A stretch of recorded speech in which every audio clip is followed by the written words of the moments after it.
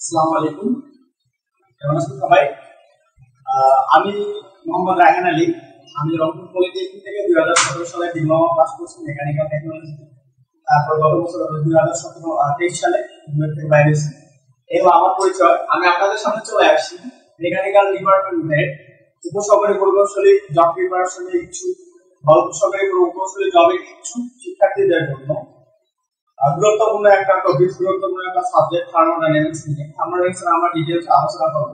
পুরো ক্লাস ইনশাআল্লাহ আমরা করব, পুরো বই শেষ করব পার্ট করে। আপনারা সবাই থাকবেন আশা করি। থার্মোডাইনামিক্স যদি আমরা আলোচনা করি, থার্মোডাইনামিক্সের গুরুত্ব, থার্মোডাইনামিক্স কি পরিমাণ চাকরির পরীক্ষা আসে, কি পরিমাণ প্রশ্ন হয়, কি টাইপের প্রশ্ন হয় আমরা সবাই জানি, যারা পরীক্ষা দিয়েছেন বা পরীক্ষার প্রশ্ন প্যাটার্ন সম্পর্কে এবং প্রশ্ন প্যাটার্ন সম্পর্কে ধারণা সবাই জানেন। আর যারা একদম নতুন তারা জেনে নিবেন যে একমাত্র আমাদের মেকানিক্যালের মাদার একটা টপিক বা মাদার একটা সাবজেক্ট হলো থার্মোডাইনামিক্স, যেখান থেকে আমাদের ডিপার্টমেন্টের প্রশ্ন হয়েই থাকে এবং ইনশাআল্লাহ প্রতিবার হয় হবে, ঠিক আছে? এবং আমাদের প্রিপারেশন এরকম করে নিব যাতে যেহেতু এই সাবজেক্ট থেকে প্রশ্ন হয় আমাদের যাতে মিস না হয় কোনো ভাবে, আমরা এরকম করে শিখব। চলে শুরু করা যাক। তাহলে প্রথমে চলে আসছে আমাদের কি ভাই থার্মোডাইনামিক্স নাম। এখন আমরা জানি যে থার্মোডাইনামিক্স এ এই থার্মো পর্যন্ত যদি নেই তাহলে এর অর্থ হয় তাপ। আর এই ডাইনামিক্স কে যদি আলাদা ভাবে পড়ি এর নাম হবে তাপ গতিবিদ্যা। তাপ তো চলে আসছে আমাদের, এর নাম হবে কি ডাইনামিক্স অর্থ হবে গতিবিদ্যা। গতিবিদ্যা তাহলে মোটের উপর হলো কি নামটা ভাই তাপ গতিবিদ্যা। মোটের উপর নাম কি ভাই তাপ গতিবিদ্যা। তাহলে থার্মোডাইনামিক্স বলতে আমরা কি বুঝবো? থার্মোডাইনামিক্স কাকে বলতে পারবো? আমরা বিজ্ঞানের যে শাখায় তাপের আদান প্রদান, তাপের রূপান্তর এবং তাপকে ব্যবহার উপযোগী করে কার্য সম্পাদন করার যে বিদ্যাটা, এটাই হবে মূলত আমাদের থার্মোডাইনামিক্স। আশা করি বুঝতে পারছি। এখানে ইম্পর্টেন্ট যে জিনিসটা লাগবে আমাদের তাপ। কি লাগবে ভাই? তাপ সম্পর্কে জানতে হবে। তাপ কি জিনিস আমরা অনেক আগে থেকেই তাপের একটা কমন সংজ্ঞা জানি, বা একটা জিনিস জানি যে তাপ কি তাপমাত্রা শক্তি যা আমাদের ঠান্ডা বা গরমের অনুভূতি জন্মায়, এটা আমরা জানি, এটা চলে এক্সাম সংজ্ঞা হিসেবে।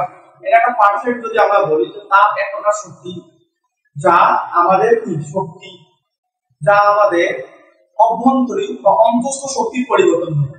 এটা হলো পারফেক্ট আমার মনে হয় যে তাপ এক প্রকার শক্তি যা কোনো বস্তুর অন্তস্থ শক্তির পরিবর্তন ঘটায়। সেটা অন্তস্থ শক্তি বৃদ্ধিও করতে পারে, হ্রাসও করতে পারে। এটা হলো আমাদের তাপ। এখন মেইনলি আমরা আজকে আলোচনা করব তাপ গতিবিদ্যার সূত্র সমূহ নিয়ে। কি নিয়ে ভাই? তাপ গতিবিদ্যার সূত্র সমূহ নিয়ে। আমরা যারা তাপ গতিবিদ্যা সম্পর্কে সম্যক ধারণা রাখি সবাই জানি যে তাপ গতিবিদ্যার যে সূত্রগুলো আছে তার মধ্যে অন্যতম হলো প্রথম সূত্র, দ্বিতীয় সূত্র, তৃতীয় সূত্র এবং জিরোথ ল নামে আমাদের একটা সূত্র আছে। এই চারটা সূত্র বেসিক্যালি থার্মোডাইনামিক্স এর হয় বা তাপ গতিবিদ্যার হয়। আজকে আমরা আলোচনা করব শুধুমাত্র প্রথম সূত্র নিয়ে। কি নিয়ে ভাই? তাপ গতিবিদ্যার প্রথম সূত্র নিয়ে। প্রথম সূত্র সম্পর্কে জানবো এবং এই রিলেটেড যতগুলো চাকরি পরীক্ষায় ম্যাথ আসছিল বা ম্যাথ আসার পসিবিলিটি আছে, এই ম্যাথমেটিক্যাল যতগুলো টার্ম আছে এগুলো আমরা শিখবো। আগে বলতেছি আমি যে জিনিসগুলো আপনাদেরকে পড়াবো ওই জিনিসগুলো সম্পর্কে যত সম্ভব আর মানে ম্যাথে গিয়ে যতটুকু লাগবে ওই থিওরিগুলো আলোচনা করবো। তারপর ওই থিওরি রিলেটেড আলোচনা শেষে ওই অধ্যায় বা ওই টপিকের বা ওই সূত্র দেখুন, সূত্রগুলো জানার পরে ওই রিলেটেড আমরা ম্যাথ করব, ঠিক আছে? তাহলে আমার হবে কি আমার জায়গা থেকে আমার মনে হয় তাহলে আমরা বিষয়টা সহজে বোধগম্য হবে। আর যখন আমরা আগে আলোচনা করব, তারপর ওই রিলেটেড সূত্র জানবো, তারপর ওই রিলেটেড যখন ম্যাথ করব তখন ম্যাথে গিয়ে খুব একটা আমাদের বেগ পেতে হবে না। ম্যাথগুলো মোটামুটি ইজি মনে হবে এবং সহজে আমাদের বোধগম্য হবে। হ্যাঁ, আমরা এই সিস্টেমে যাব। কারণ তাপ গতিবিদ্যার প্রথম কি সূত্র হয়? প্রথম সূত্র। আর প্রথম সূত্র তার তাপ গতিবিদ্যার প্রথম সূত্র কি? তাপ গতিবিদ্যার প্রথম সূত্রটা আমরা এভাবে বলতে পারি যে তাপকে কাজে অথবা তাপ কাজকে যদি তাপে রূপান্তর করি তাহলে তাপ কাজের সমানুপাতিক। আমি কি বললাম? যে তাপকে কাজে অথবা কাজকে যদি আমি তাপে রূপান্তর করি তাহলে কাজ তাপের সমানুপাতিক অথবা তাপ কাজের সমানুপাতিক, যে কোনো একটা বলতে পারি। তাহলে আমাদের বিষয়টা ম্যাথমেটিক্যালি রিপ্রেজেন্ট করে কিরকম দাঁড়াচ্ছে? কাজ সমানুপাতিক তাপ। আমরা কাজকে তাপে অথবা তাপকে যদি কাজে রূপান্তর করি তাহলে এই কাজটা তাপে কি হচ্ছে ভাই? সমানুপাতিক। তাহলে এখান থেকে আমরা স্পেশালটা যদি বুঝলাম, এই W বলতে আমরা কাজ বুঝতেছি আর H বলতে তাপ বুঝতেছি। তাহলে কাজ তাপের সমানুপাতিক অথবা তাপ কাজের সমানুপাতিক। এখন এই যে আমরা কাজকে তাপে রূপান্তর করব অথবা তাপকে কি কাজে রূপান্তর করব, আমরা জানি এগুলো একটা করে কি ভাই? শক্তি। আর আমরা পৃথিবীতে জানি একটা সংজ্ঞা আছে শক্তি নিত্যতা সূত্র, যে পৃথিবীতে কোনো শক্তিকে ধ্বংস করা যায় না, কোনো শক্তিকে বিনষ্ট করা যায় না। আপনি চাইলে কোনো শক্তিকে ধ্বংস করতে পারবেন না, আবার নতুন করে কোনো শক্তিকে তৈরিও করতে পারবেন না। কিন্তু কি করা যায়? শক্তির রূপ পরিবর্তন করা যায়। আপনি চাইলে শক্তি এক রূপ থেকে অন্য রূপে নিয়ে যেতে পারেন। আপনার আলোক শক্তি আছে, এটাকে আপনি তাপ শক্তি বানাইতে পারেন। আপনার আবার বিদ্যুৎ শক্তিকে আপনি কি সাউন্ড শক্তিতে, শব্দ শক্তিতে রূপান্তর করতে পারেন। এরকম শক্তি রূপান্তর করা যায়, কিন্তু শক্তি অবিনশ্বর, শক্তির সৃষ্টিও না, শক্তির ধ্বংস নেই। সেই হিসাবে আমরা যদি কাজকে তাপে অথবা তাপকে কাজে রূপান্তর করবো, তাহলে তাপ কাজে হয়ে যাবে, কাজ তাপে হয়ে যাবে। এই দৃষ্টিকোণ থেকে যখন আমরা রূপান্তর করতে যাব, তখন কাজকে আমরা পুরোপুরি তাপে পরিণত করতে পারি। মানে কাজকে সম্পূর্ণরূপে কি করা যায়, তাপে পরিণত করা যায়, কিন্তু তাপকে সম্পূর্ণভাবে কাজে পরিণত করা যায় না। আপনি যদি তাপকে সম্পূর্ণরূপে কাজে পরিণত করতে যান, তাহলে আপনার কোনো না কোনো কারণে কিছু না কিছু তাপ লস হয়ে যাবে। এই জন্য আপনি সম্পূর্ণরূপে তাপটাকে কাজে রূপান্তর করতে পারবেন না।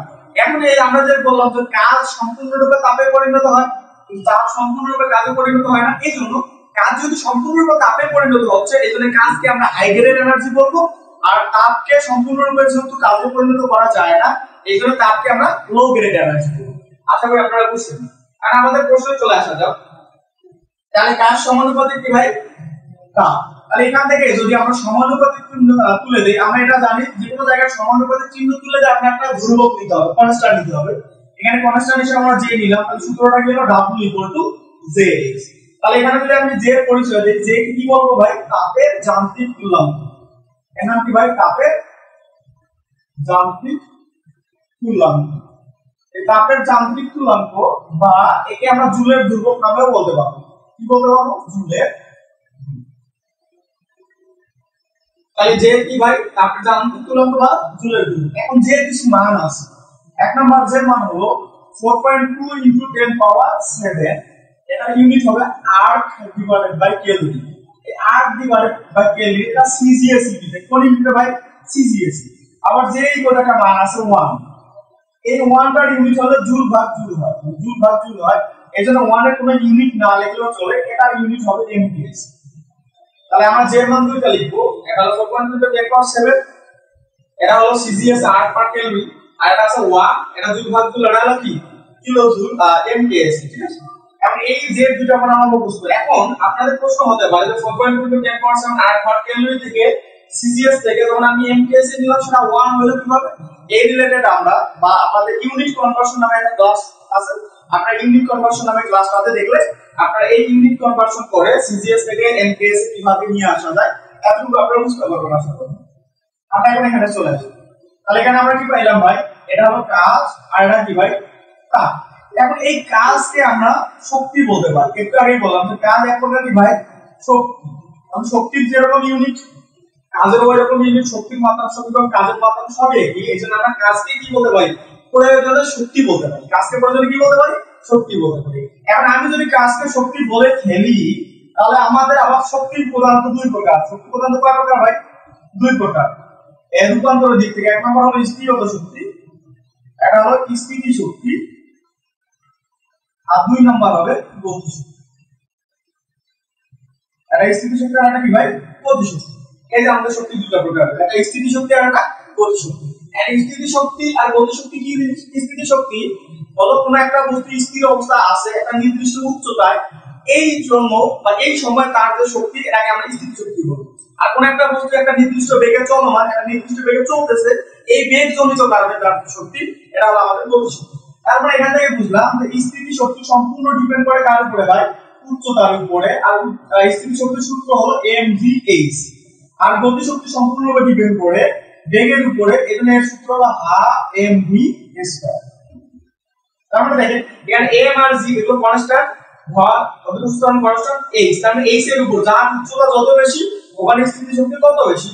আর এখানে বেগের মানের উপর ডিপেন্ড করবে গতি শক্তি, যত বেগের মান বেশি হবে গতি শক্তি তত বেশি হবে। তার মানে আমরা স্থিতি শক্তির সূত্র mvs, গতি শক্তির সূত্র 12mv² পেয়ে যাচ্ছি। এখন আমরা আবার চলে আসি আমাদের প্রশ্নে। আশা করি এতটুকু আপনারা বুঝতে পারছেন। আমরা একটু তাহলে আবার নতুন করে প্রেস করে কিছু লিখব।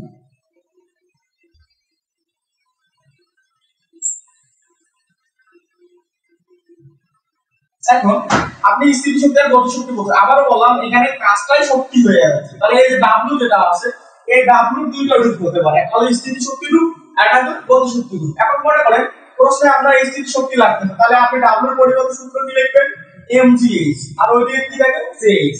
তার মানে এটাও একটা আপনি সূত্র হিসেবে কাউন্ট করতে পারেন। আবার মনে করেন না আপনার কাজের পরিবর্তে গতিশক্তি চলে আসছে, ডাব্লু পরিবর্তে হাফ এম ভি স্কয়ার লিখবেন তখন তার সূত্র কি হবে জেএস। এটা একটা আমাদের সূত্র, ঠিক আছে। তার মানে দেখেন ওই সূত্রটাই ছিল ডাব্লু টু জেএস, এটা আমাদের মেইন সূত্র।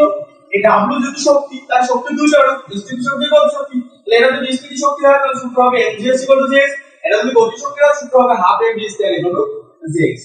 আশা করি এটা বুঝছেন। এখন আমাদের আরেকটা জিনিস আছে, আমাদের শক্তি হয়ে গেছে, এখন আমাদের আরেকটা জিনিস হলো তাপ।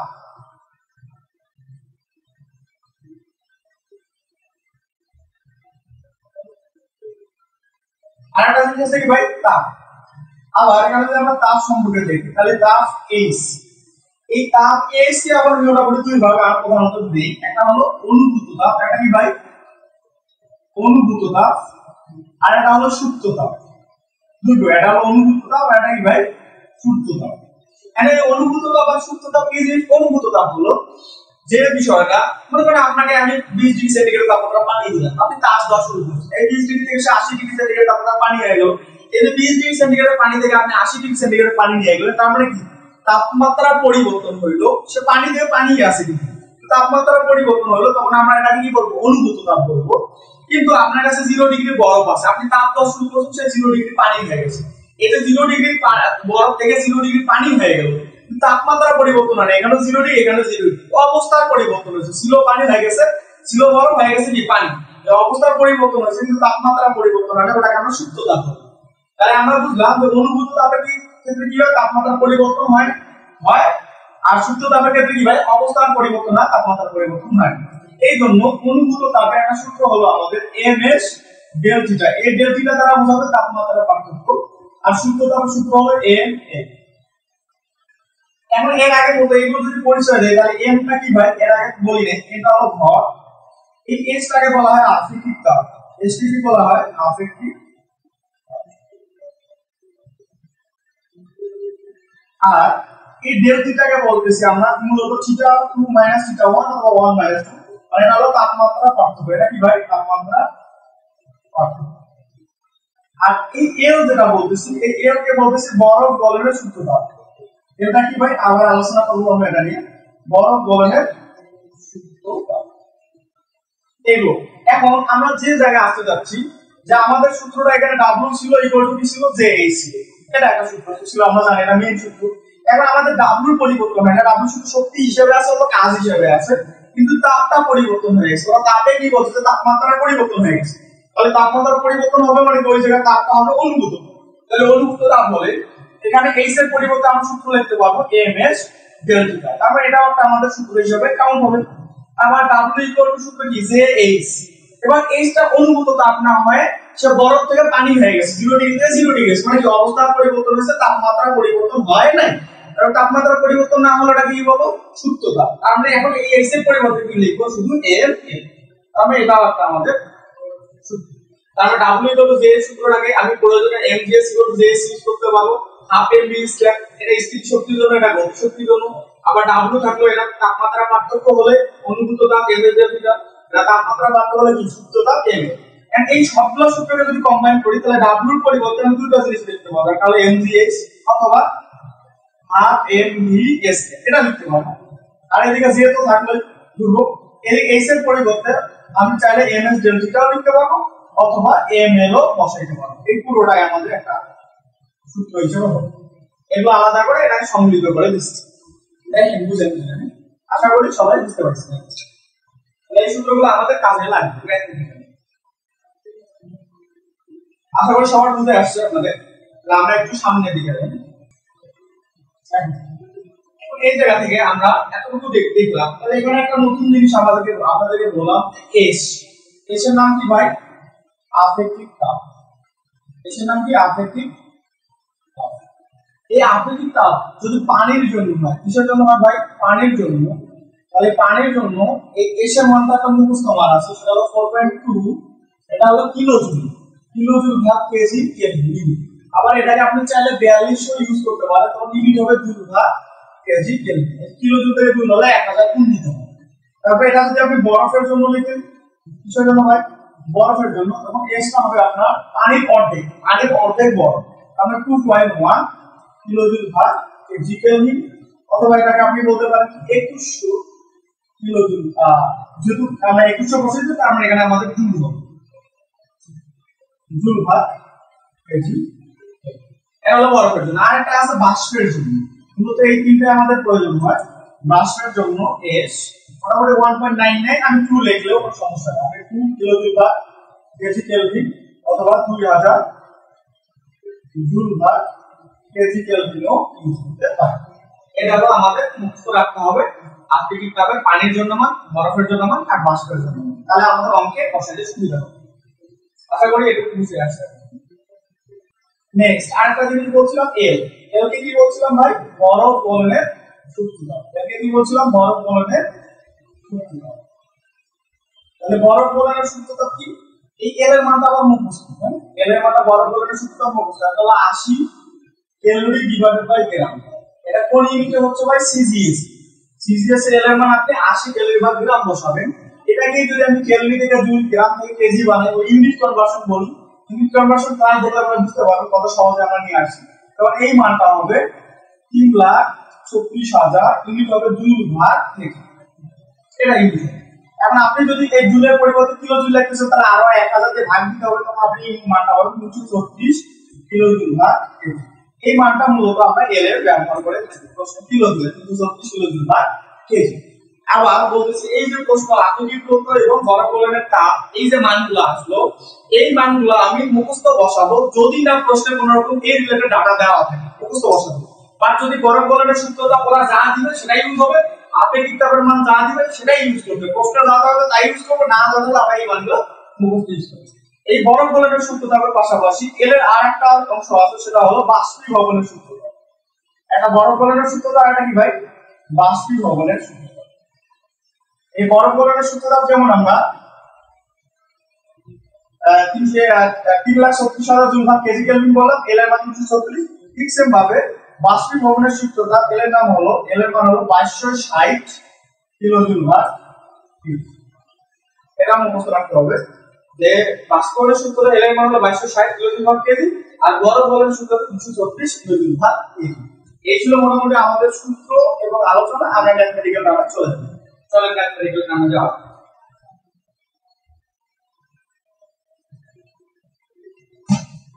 এই হলো আমাদের প্রশ্ন। প্রশ্নে দেওয়া আছে প্রশ্নটা যদি আমরা পড়ি, কি বলা আছে না, 500 মিটার উঁচু জলপ্রপাতের তলদেশ ও শীর্ষদেশে পানির তাপমাত্রা পার্থক্য। তার মানে প্রশ্নে কি বলা আছে ভাই? একটা জলপ্রপাত আছে, আমরা জানি জলপ্রপাত অনেক উঁচু হয়, অনেক উঁচু থেকে পানি পড়ে। তাহলে এই জলপ্রপাতটা 500 মিটার উঁচু একটা জলপ্রপাত থেকে কি পানি নিচে পড়তেছে। তাহলে জলপ্রপাতটা এত উঁচু যে এর উপরের তলদেশ যে নিচেরটা আর উপরেরটা এর ভিতরে একটা তাপমাত্রা পার্থক্য। আমরা জানি আমাদের যে বুর্জ খলিফা উচ্চ যে টাওয়ারটা আছে, সর্বোচ্চ টাওয়ারের মধ্যে একটা অন্যতম আমাদের বিশ্বে, ওখানকার নিচ তলা একদম উপরের তলা, এর ভিতরে নাকি আমি শুনছি এর ভিতরে 10 না 15 ডিগ্রি সেন্টিগ্রেড তাপমাত্রা কম বেশি, মানে এত উঁচু। ঠিক আছে, ঠিক সেম ভাবে একটা জলপ্রপাত 500 মিটার উঁচু হওয়ার কারণে তলদেশ এবং শীর্ষদেশের ভিতরে তাপমাত্রার পার্থক্য কত ভাই? এটা বাই করতে হচ্ছে। তাহলে আমাদের যারা নতুন আছেন বা যারা অঙ্ক করে আমরা অভ্যস্ত না, যারা অঙ্ক করে অভ্যস্ত তারা ডাটা দেখলেই বুঝতে পারবে, আর যারা অভ্যস্ত না তারা আগে ইভেন্ট ডাটাগুলো সাজাবে। তাহলে ইভেন্ট ডাটা কিসের মান দেওয়া আছে ভাই? এইচ এর, মানে এইচ এর মান কত দেওয়া আছে? 500 মিটার। চাইছি কি ভাই? তাপমাত্রার পার্থক্য। তাপমাত্রার পার্থক্য মানে এই যে ডেল থিটা বাই, ঠিক আছে? তাহলে এই দেওয়া আছে ডেল থিটা বাই। তাহলে আমরা সূত্র কি জানি যে W = Jx, এটা আমাদের মেইন সূত্র। W = Jx দেখার পরে এখন এই W শুধু থাকবে, শুধু যদি প্রশ্নে কার এবং শক্তি বলা বলতো তাহলে W থাকবে। কিন্তু প্রশ্নে কিসের মান দেওয়া আছে? H। H মান দেওয়া আছে মানে উচ্চতা। উচ্চতা কার উপর ডিপেন্ড করে? উচ্চতার উপর ডিপেন্ড করে কোন শক্তি হয়? স্থিতি শক্তি। তাহলে W এর পরিবর্তে আমরা লিখতে হবে mgh।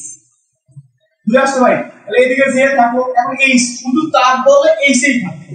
তাপ বলে না, কি বলছে? তাপমাত্রার পার্থক্য হবে। আর তাপমাত্রার পার্থক্য হলে কোন তাপ হয়? অনুভূত তাপ হয়। তাহলে অনুভূত তাপ সূত্র কি? mh del theta। তাহলে আমার উপর থেকে যে পানি পড়ছে আর নিচে থেকে যে পানি আছে, এই দুইটা পানি একই, তার মানে এটা ভর কেটে গেল। তাহলে বাকি কি ভাই? জি।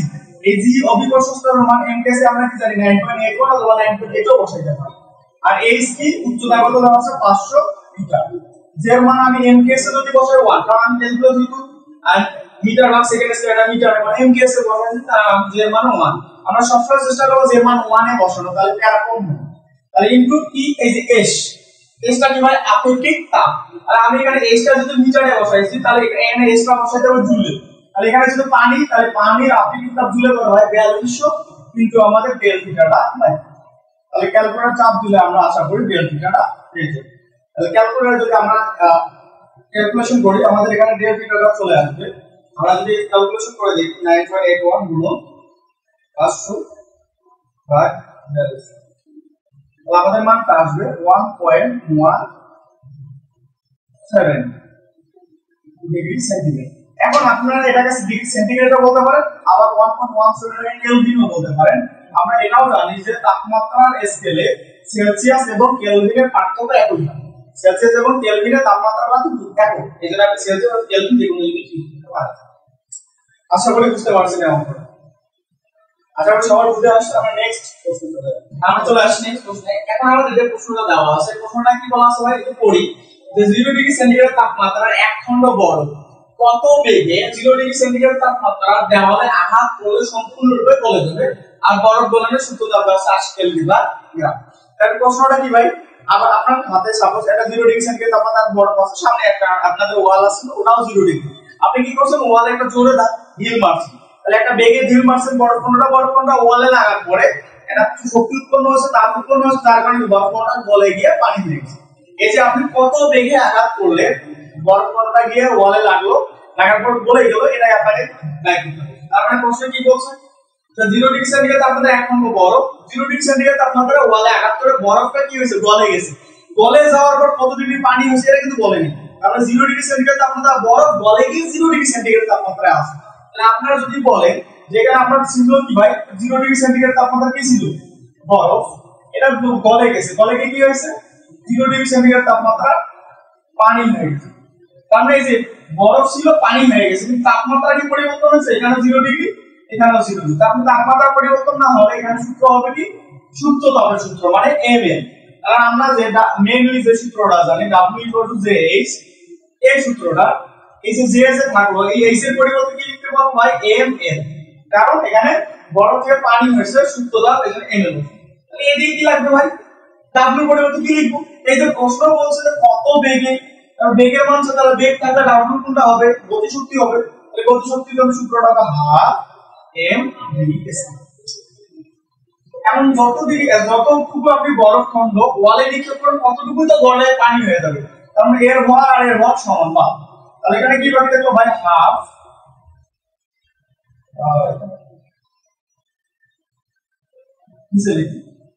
এর সাফাইলে এর ভর হলো হাফ, এই m তো চলে গেল, তাহলে v স্কয়ার এর মান আপনি বাইর করবেন, তাহলে এদিকে j এর মান আপনি 1 ই বসাবেন, তাহলে m তো চলে গেল l। এখন l এর মান ওরা প্রশ্নে কি দিয়েছে ভাই, বিভাগটা যে 80 কেলভিন/গ্রাম।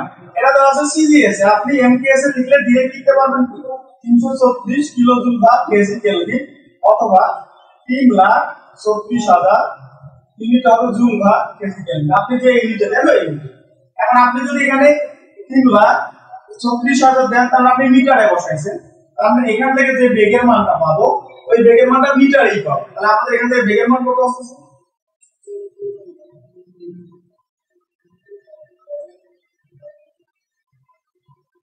তাহলে এখান থেকে বেগের মানটা আসছে আমাদের 819.72 মিটার/সেকেন্ড। এটা আমাদের অ্যানসার। তাহলে এত বেগে আঘাত। আশা করি এই ম্যাথটা বুঝতে পারছেন। তাহলে আমরা নেক্সট আরেকটা ম্যাথ দেখি। এই ছিল আমাদের নেক্সট প্রশ্ন। আমরা যদি একটা প্রশ্ন চলে আসি, প্রশ্ন কি বলছে ভাই, যে 200 গ্রাম ভরের একটি বরফ খন্ড 20 মিটার/সেকেন্ড গতিতে এসে ভূমিতে আঘাত করলো। উৎপন্ন তাপের পাশের এক অংশ মাটিতে চলে গেল, বাকি তাপ বরফের মধ্যে থেকে গেলে কতটুকু বরফ হবে। তার মানে বিষয়টা কি বোঝাইছে, যে একটা বরফ খন্ড ছিল, সেটা হলো 200 গ্রাম ভরের। এই বরফ খন্ডটা 20 মিটার/সেকেন্ড বেগে কোন এক জায়গা থেকে এসে ভূমিতে কি করছে ভাই, আঘাত করছে, মাটিতে আঘাত করছে। তাহলে মাটিতে আঘাত করলে একটা তাপ উৎপন্ন হবে।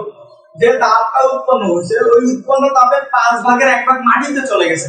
মাটিতে চলে গেছে মানে 5 ভাগের 1 ভাগ নষ্ট হয়ে গেছে। তাহলে বাকি আছে কত ভাগ ভাই, 4 ভাগ। ওই 4 ভাগ কার কাছে আছে, বরফের কাছে আছে। তাহলে এই বরফের কাছে তাপ থাকা মানে বরফ গলে যাবে। ওই 4 ভাগ তাপ নিয়ে বরফ কি করছে, গলে গেছে। এখন কতটুকু বরফ গলবে এটা আমার অ্যানসার। আমি আপনার প্রশ্ন আরেকবার বুঝাই আপনাদেরকে। প্রশ্নে বলছে যে একটা বড় খন্ড ছিল 200 গ্রাম ভরের, এ কোন এক জায়গা থেকে এসে ভূমিতে বা মাটিতে আঘাত করছে। তাহলে আঘাত করার কারণে তাপ উৎপন্ন হয়েছে। যতটুকু তাপ উৎপন্ন হয়েছে ওই তাপের 5/1 মাটির ভিতরে চলে গেছে, মানে নষ্ট হয়ে গেছে। আর বাকি যে 5/4 আছে ওই 4 ভাগ বরফের মধ্যে আছে। তাহলে বরফ ওই 4 ভাগ তাপ নিছে, তাপ নিলে কি বরফ গলে যাবে? তাহলে ওই বরফ 4 ভাগ নিয়ে গলে গেছে। তাহলে কতটুকু বরফ গলছে এটা আমাদের আছে। তাহলে এই প্রশ্ন আমরা কি করতে পারবো? তাহলে আগে আমার জানা উচিত বা আগে আমাদের জানা দরকার আসলে বরফ খণ্ডাতে মাটিতে এসে আঘাত করলো, আঘাত করার পর কতটুকু তাপ উৎপন্ন হচ্ছে। এই তাপটা যদি বাইর করতে পারি তাহলে 5/1 পরবর্তীতে বাদ দিব, যেটা মাটির ভিতর চলে গেছে, বাকি 4 ভাগ কাজে লাগাবো। আগে আমরা দেখি কতটুকু তাপ উৎপন্ন হয়। তাহলে আমাদের মূল যে সূত্রটা কি ভাই, যে W ইকুয়াল সূত্র কি জানি, যে এইচ, এটা মূল সূত্র। আর W ইকুয়াল যে যদি মূল সূত্র জানি, এখন এই W এর পরিবর্তে কি লিখবো ভাই? এই যে বেগ লেখা আছে, তাহলে আমি যদি বিজ্ঞানটা সাজাই, তাহলে বেগের মান কত দেওয়া আছে? 20 মিটার পার সেকেন্ড। আমাদের m এর মান কত দেওয়া ছিল? 200 গ্রাম। এই 200 গ্রাম কার ভাই? এটা বরফ, এটা বরফের উপর। তাহলে কেজি বানালে হবে কত? 0.3। ঠিক আছে। এখন যেহেতু বেগের মান দেওয়া আছে, তাহলে w এর পরিবর্তে কি হবে? Half m v square. যের মান থাকলো। এখন এই আমি চাচ্ছি এই h কে রেখে দিই। তার আগে আমি দেখব কতটুকু তাপ উৎপন্ন হচ্ছে। তাহলে ওই h যে থাকে হাফ, m এর মান কত হয়? 0.2 কেজি ইনটু v এর মান কত? 20 স্কয়ার ইকুয়াল টু j এর মান কত? 1 ইনটু h। তাহলে এখান থেকে কি পাবো আমরা? কতটুকু তাপ উৎপন্ন হয় এটা পাবো। তাহলে আমাদের তাপ উৎপন্ন হবে 40 জুল। ক্যালকুলেশন করলে আমরা দেখতে পাবো উৎপন্ন তাপের পরিমাণ কত ভাই? 40 জুল। তার মানে ওই বরফ খণ্ডটা মাটিতে পড়ার পরে টোটাল তাপ উৎপন্ন হবে ভাই 40। এখন প্রশ্নে কি বলছে ভাই? এই উৎপন্ন যে তাপের, এই উৎপন্ন তাপের 5/1 কি হয়ে যাবে? 5/1 মাটিতে চলে যাবে, নষ্ট হয়ে যাবে। তাহলে 5/1 যদি মাটিতে চলে যায় বা নষ্ট হয়, তাহলে বাকি কত থাকবে? 5/4 তাহলে আমার বরফ গলবে কতটুকু তাপের জন্য? তাহলে বরফ গলনের জন্য প্রয়োজনীয় তাপ, বরফ গলনের তাপ কতটুকু ভাই? এই টোটাল উৎপন্ন হচ্ছে 40, এই 40 এর 5/1 চলে গেছে, তাহলে বাকি আছে কি? 5/4 এইটুকুর জন্য বরফ গলবে। তাহলে আমরা কাটাকাটি করলে 540, তাহলে 4 কত হয়? এই 32 জুল তাপের কারণে কি হবে? বরফটা গলবে। আর এই যে 5/1 তো 8 জুল তাপটা কি মাটিতে নষ্ট হয়ে চলে গেছে। তাহলে এর জন্য যেহেতু বরফ গলবে এই তাপের জন্য, তাহলে বরফ গলবে মানে কি? 0 ডিগ্রি বরফ থেকে 0 ডিগ্রি পানি হবে। তাহলে ওটাকে কি বলছি আমরা? সুপ্ত তাপ। তাহলে সুপ্ত তাপের ক্ষেত্রে এই তাপ সূত্র কি জানি? h ইকুয়াল টু সূত্র হলো আমাদের m n। তাহলে h এর পরিমাণ কত ভাই? এখানে তাপ পাইলাম কত? 32। এই m এর মানটাই বাইর করতে বলছে যে কতটুকু বরফ গলবে। m বার দিলাম, এই m ইনটু l এর মান মানে কি? বরফ গলনের সূত্রটা প্রশ্নে দেওয়া নেই। তাহলে বরফ গলনের সূত্রটা আমরা মুখস্থ বসাবো। কত বসাইতে পারবো ভাই? 3,36,000 জুলে। কারণ এই h টা আমি জুলে বসাই, তাই ওটাও জুলে বসালাম। তাহলে এখান থেকে আমি m বার পাবো, কতটুকু বরফ গলবে পাচ্ছি। আমরা যদি ক্যালকুলেশন করি আনসারটা চলে আসবে আমাদের। আনসারটা আসবে 9.52 10^5। আমরা এত কেজি বরফ কেজিতে রাখতে পারি। আবার যদি গ্রাম করি তাহলে আমাদের আরেকটা 1000 গুণ হবে। 1000 গুণ করলে আমরা গ্রামে পাবো। এই গ্রামে করলে হবে 0.095। এত গ্রাম অথবা কেজি, যে কোনো একটাতে আমরা অ্যানসার রাখতে পারি। আশা করি ম্যাথটা বুঝে আসছে। আমাদের যে নেক্সট আলোচনা হলো যে তাপগতিবিদ্যার প্রথম সূত্রটা আমরা এখন দেখলাম, এই রিলেটেড আলোচনা করলাম, এই রিলেটেড ম্যাথ দেখলাম। তাহলে তাপগতিবিদ্যার প্রথম সূত্রটা কি ছিল ভাই? কাজকে তাপে অথবা তাপকে কাজে রূপান্তর করলে তাপ কাজের সমানুপাতিক অথবা কাজ তাপের সমানুপাতিক।